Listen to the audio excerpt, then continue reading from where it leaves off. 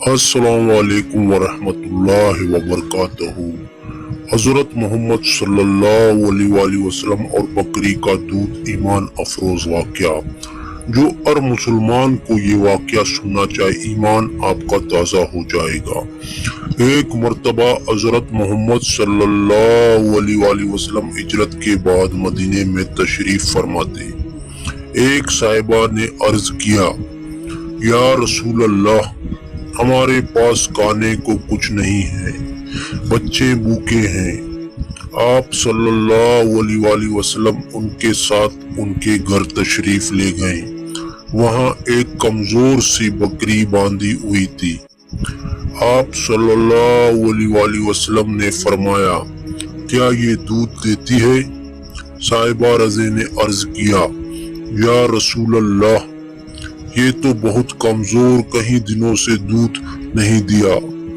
آپ صلی اللہ علیہ وآلہ وسلم نے اللہ کا نام لے کر بکری کے تن پر ہاتھ پھیرا اور دعا کی۔ اللہ کے حکم سے بکری کے تن دودھ سے بھر گئی۔ آپ صلی اللہ علیہ وآلہ وسلم نے برتن لیا، دودھ دھویا اور پہلے بچوں کو پلایا، پھر گھر والوں کو پلایا اور آخر میں خود پیا۔ سب سیر ہو گئے اور برتن پھر بھی بھری رہی۔ صاحبہ رضی نے خوش ہو کر کہا، یا رسول اللہ، یہ تو معجزہ ہے۔ آپ صلی اللہ علیہ وآلہ وسلم نے فرمایا، یہ سب اللہ کی رحمت اور برکت ہے۔ اس واقعہ سے سبق، اللہ کے نبی صلی اللہ علیہ وآلہ وسلم ہمیشہ دوسروں کو اپنے سے پہلے کھلاتا اور پلاتا تھا۔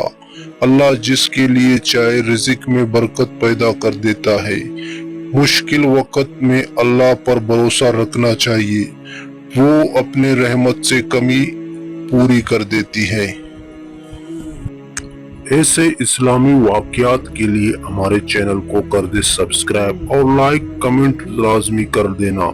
کمنٹ میں سبحان اللہ لکھ کر شیئر کرے تاکہ کسی اور مسلمان تک بھی یہ ویڈیو پہنچے اور آپ کو بھی ثواب ملے۔